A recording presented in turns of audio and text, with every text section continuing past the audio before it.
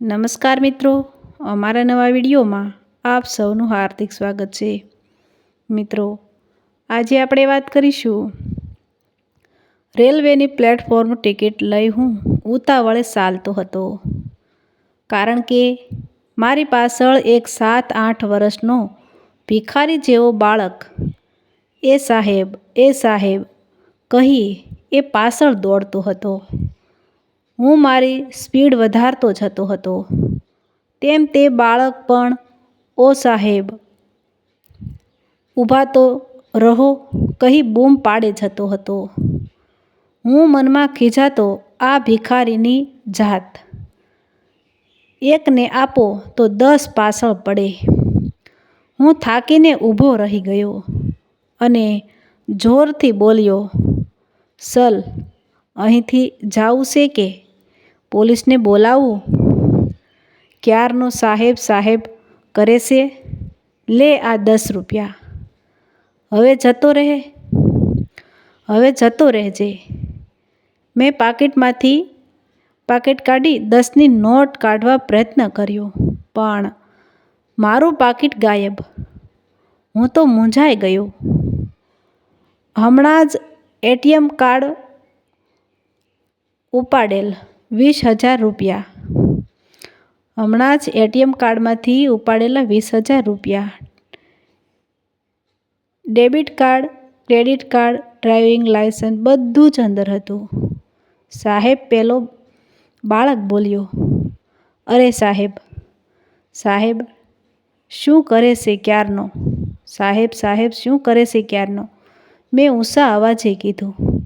બાળકે એક હાથ ઊંચો કર્યો. સાહેબ, તેના હાથ તરફ નજર ગઈ, પછી તેની નિર્દોષ આંખ તરફ. બે ઘડી તો મને મારી જાત ઉપર, મારા ભણતર ઉપર, મિથ્યાભિમાન અને આધ્યાત્મિક જ્ઞાન ઉપર નફરત થઈ ગઈ. માણસ પોતાનો સ્વાર્થ હોય ત્યારે જ આંખ મેળવીને વાત કરે છે, બાકી તો ખાલી મિસોલી કરી રસ્તો બદલીને ભાગી જનાર વ્યક્તિઓ પણ સંસારમાં છે. એ બાળકની નિર્દોષ આંખ અને હાથ ઉપર નજર નાખતા મને ખબર પડી. મારું ખોવાયેલું પાકીટ તેના નાજુક હાથમાં જ હતું. "લો સાહેબ, તમારું પાકીટ."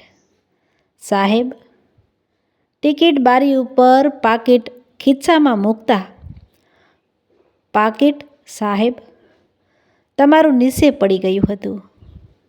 મારી આંખો ભીની થઈ ગઈ.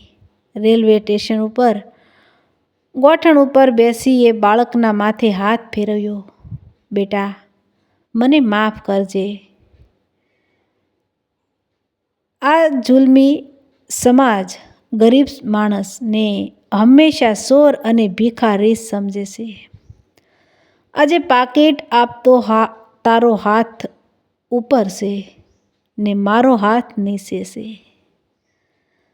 સાચા અર્થમાં ભિખારી કોણ? આજે મને સમજાયું. ઈમાનદારી એ ફક્ત રૂપિયાવાળાની જાગીર નથી. બેઈમાનીના રૂપિયાથી ધરાઈને ઈમાનદારીનું નાટક કરતા બહુ જોયા છે સાહેબ, પણ ભૂખ્યા પેટે અને ખાલી ખીસે ઈમાનદારી બતાવનાર તું પહેલો નીકળ્યો. બહુ સહેલી વાત નથી બેટા. લક્ષ્મીજી જોઈ ભલભલાની વૃત્તિ અને એની નીતિઓ બદલાઈ જાય છે. બેટા, હું ધારું તો આ પાકીટ તને ઇનામમાં આપી શકું તેમ છું. હું એક વખત એવું સમજી લઈશ કે કોઈ મારું ખિસ્સું કાતરી ગયું. બેટા, તારું ઈમાનદારીનું ઇનામ તને જરૂર મળશે. બેટા, તારા મમ્મી પપ્પા ક્યાં છે?" મમ્મી પપ્પાનું નામ સાંભળી તે બાળકની આંખમાં આંસુ આવી ગયા. હું તેના ચહેરા અને વ્યવહાર ઉપરથી એટલું સમજી ગયો હતો કે આ વ્યવસાય તેનો જન્મજાત નથી. વ્યવસાય તેનો જન્મજાત નહીં હોય. કોઈ હાલતનો શિકાર ચોક્કસ આ બાળક બની ગયો છે. મેં તેનો હાથ પકડ્યો. ચલ બેટા, આ નર્કની દુનિયાથી તને બહાર નીકળવા કુદરતે મને સંકેત કર્યો છે. હું સીધો નજીકના પોલીસ સ્ટેશને ગયો અને બધી હકીકત જણાવી. પોલીસ ઇન્સ્પેક્ટરે સવાલ કર્યો, આપને કોઈ સંતાન છે? મેં કીધું છે, પણ USA છે. અહીં મારો પોતાનો બિઝનેસ છે. આ બાળકને ઘરે લઈ જવાની વિધિ સમજાવો તો આપનો આભાર. મારી પત્ની પણ ખુશ થશે. સાથે સાથે અમે તેને ભણાવી એક તંદુરસ્ત સમાજનો હિસ્સો બનાવીશું. અમે કોઈ મંદિર કે આશ્રમમાં રૂપિયા કદી આપ્યા નથી. એક સત્કાર્ય અમારા હાથે થશે. કોઈ રસ્તે રખડતા બાળકની જિંદગી બની જશે.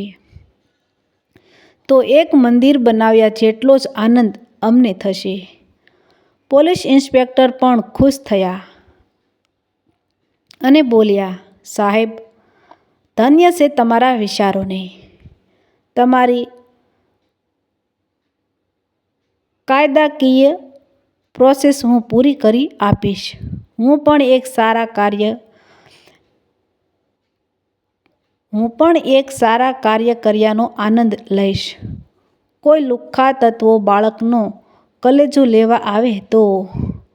કબજો લેવા આવે તો મને ફોન કરી દેજો. આજે આ બાળક ભણી ગણીને સરકારની ટોપ કેડરની IPS કક્ષાની પરીક્ષા પાસ કરી મને પગે લાગી ગયો છે. દોસ્તો, કોઈ જન્મજાત ભિખારી, ચોર કે ડોન નથી હોતું. સંજોગો કે અન્યાયનો શિકાર બનેલા લોકો કોઈ વખત રસ્તો ભટકી જાય છે. તેનો હાથ પકડી ફરીથી સંસ્કારી સમાજ વચ્ચે મૂકવાની જવાબદારી સમાજ અને સરકારની છે. મેં કીધું, બેટા, હું સમજું છું. તારા મા બાપ આજે હાજર હોત તો ખૂબ ખુશ થાત, પણ અમે ખુશ છીએ તારા અકલ્પનીય પ્રોગ્રેસથી. બેટા, અહીં મારા એક પાકીટનું ઇનામ પૂરું થાય છે તેવું સમજી લેજે. એ બાળકનું નામ અમે સંજય રાખેલ અને એ એટલું જ બોલ્યો, તમે મને કોઈ વાતની કમી રહેવા દીધી નથી. મેં નથી ભગવાનને જોયા કે નથી મારા મા બાપને. મારા માટે આપ જ સર્વ છો. તમારું ઇનામ પૂરું થાય છે ત્યાંથી મારી ફરજ ચાલુ થાય છે. પહેલાં તમે જ્યાં જતા ત્યાં હું આવતો. હવે હું જ્યાં જઈશ ત્યાં તમે હશો. સંજયે પગ પછાડી પહેલી સેલ્યુટ એમને કરી અને બોલ્યો, પપ્પા, આ સેલ્યુટના ખરા હકદાર પહેલાં તમે જ છો. તો સાહેબ, આ સ્ટોરી તમને કેવી લાગી તે તમે તમારો પ્રતિભાવ કોમેન્ટમાં જણાવશો.